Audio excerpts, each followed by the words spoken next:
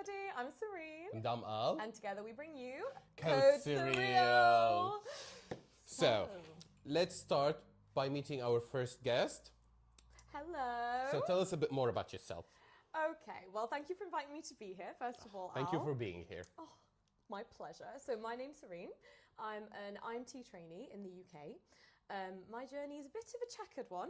Oh, we'd be happy to hear. Yeah. Oh, would you? Right, All I'll the be happy to details. tell you all about it. All the details. Oh my goodness. So I studied abroad, essentially, in Nice. Bulgaria. Made my way back here, and I've done a few bits here and there. I've been working for about 6 years now. Wow. I've worked as a teaching fellow. I've worked as a JCF in medicine. I've worked in orthopedics, and now I'm an IMT trainee. And for those of you who don't know, that stands for Internal Medical Trainee, meaning a trainee physician. Interesting. Yeah. How do you make the jump from orthopedic to IMT? Aren't they like complete opposite? They are. They are. In short, I always knew that medicine was what I wanted to do. But as many of you watching will be able to relate, the job you want is kind of hard to find these days. And we will be unpacking that in episodes to come. I agree. So what about you, Al? Tell us a little bit about you. Well, I'm very similar because I also graduated uni from outside the UK. Tell us where. I graduated from Syria actually. Okay. And then I practiced a bit in Syria. Habibi. Habibi! Right, Habibi.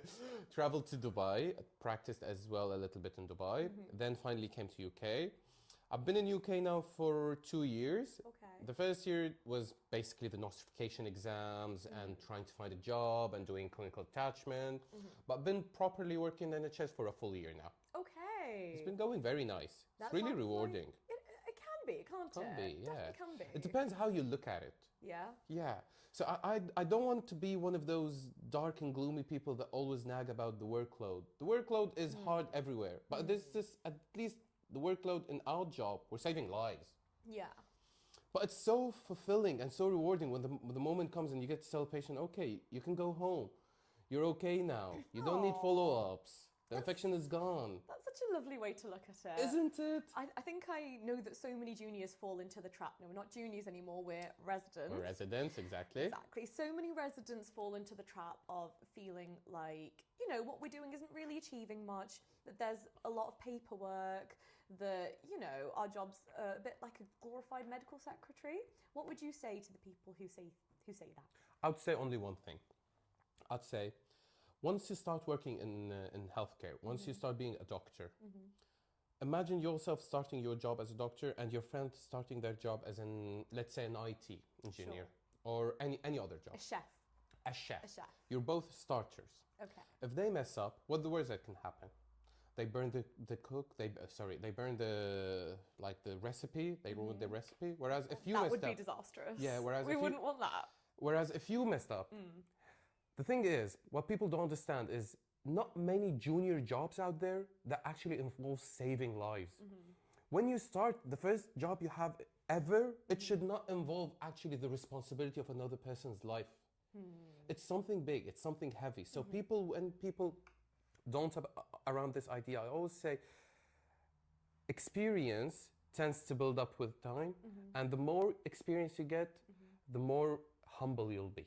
Are you referring to the Dunning-Kruger effect there? Yes, you're aware of it? Yes, yeah. Please tell us more. So I believe that this curve refers to your level of confidence versus your level of knowledge. So when you start off at anything, you generally don't know very much and you don't know very much. I agree. So you're not so confident.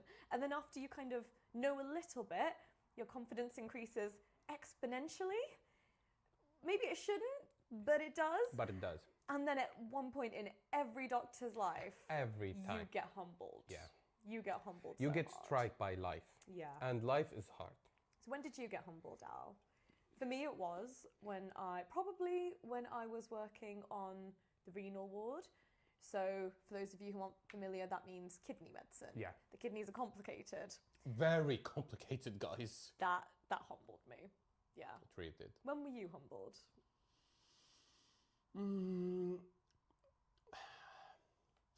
I've never worked in renal. It's very complicated working in renal. Oh, COVID. COVID. COVID. Oh, COVID let's killed unpack me. that. Okay. COVID killed me. Oh, the things I've seen in COVID. Gosh. So I come from a family of doctors. Okay. Mom, dad, brother, sister, they're all doctors, they're all physicians. Wow, go you guys. Check me out. Check you out. Exactly. So after coming from this family in COVID, when I started, definitely everyone who's practiced in COVID would know that the workload did not, did not correlate well with the amount of experience that you have. You'll be facing a huge amount of workload where you're just recently qualified. Yeah, it was pretty overwhelming, wasn't it? Very overwhelming. Yeah. So I have a question. Okay. Why Bulgaria? Why Bulgaria? Yeah. Okay. Are you from there? Are you Bulgarian? So I'm not Bulgarian. Okay. No, I'm a British girlie, but so I think a lot of people have the same story as me. So I went to school in the UK, Okay. and then I think for a lot of people, A-level results didn't exactly work out how we'd wanted them to, and so we were forced to look at other options to pursue that whole, dream of studying medicine, that dream.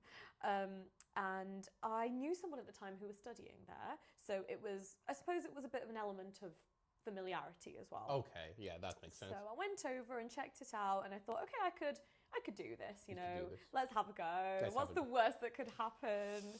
So I did, and then 6 years later, I came back a doctor. A doctor? Yeah. And not just a doctor, one of the best doctors I've ever worked with. Stop it. We should definitely clarify at this point that this is his opinion. But no, but back at you. I've definitely worked with you, and I have to rate your clinical skill and your instincts. They're pretty good. Thank you. So this is what you're going to be viewing in the upcoming episodes. Just a taster. Mm-hmm. A lot of input, a lot of insight about medicine, about training journey in UK, and a lot of insight about how it is to be an international doctor trying to come to UK. What else are we going to be discussing? So one thing that I did notice whilst working around different hospitals is that having met med students, a lot of them actually don't understand the training pathways available to you. I don't understand it. Oh, right. Well, we better talk about it then, honestly, haven't we? I did not even know that you can apply for 5 different training posts at the same time. I thought you can only apply for one. I didn't know that either. See, there's so much to learn. There's so much to learn. So I think in a lot of people's head, the linear sort of progression of a trainee is you do your foundation years, you apply for specialty training. I think more and more people now understand that you can take a few years in between. Yeah. But we can talk about... actually makes sense if you take a couple of years off. I think so too. Yeah. Did you take any years off? I did. I took 3. Actually. Wow. Yeah. So was that when you were working in ortho and where did you say? It was after ortho. Okay. I did a year as a teaching fellow, a year as a medical trainee, and a year locuming whilst I was trying to get a job at IMT. Yeah. What do you mean by educational fellow? So I was hired to teach the 4th year students at the University of Manchester. Nice. And I helped to run their geriatric block, basically. Oh, that's so good. It was amazing. It was so fulfilling. the best job I've ever had. I do like teaching. Do you? I really do like teaching. I didn't know that about you. I knew that you are the world's biggest Harry Potter fan. The biggest. Have you noticed? Cups. Yes, please. The cups and the coasters. Dobby as well. Yeah. So that I knew, but no, I didn't realise that teaching was something you liked. I love teaching because so this is something you guys have to know about me is that back at my uni, attending lectures was not mandatory; it was optional. Right. Okay. So I never went to. Yeah, I think a lot of people share that that story. I was self-taught everything. Okay. And I always wanted like a professor figure, a teacher figure to help me out. Unfortunately, I couldn't really relate to a lot of people. Although in like years of university, I've had only three professors that I idolized. And until this day, they have a place in my heart. Aww. They influenced my life, not just in the educational pathway, but also in a pathway of being a better person, a better judgment, like to make a better judgment in life and to build a better charisma for myself. Real role models. Real role models. Yeah, so I think that was great for today. Okay, I agree. I'm wondering, what are we going to be talking about next episode? So, next episode, we've got a real treat for you guys. So, me and Al are going to unpack specialty applications. Oh, yes. We're going to go there. We have to go there. there. One day or another, we have to go there. Got to be done. Let's just rip it off. Let's just rip it like off. Like a Band-Aid. Get quick it done. and painless. You know, I can't promise it'll be painless, but we'll make it quick for you guys. So we'll talk about my journey, we'll talk about your journey, and we'll talk about specialty application in general, what kind of things you got to do, what to think about, and we'll take it from there. Okay. Cheers. Cheers to you. Cheers to you. See you guys next time. See you next time. Bye.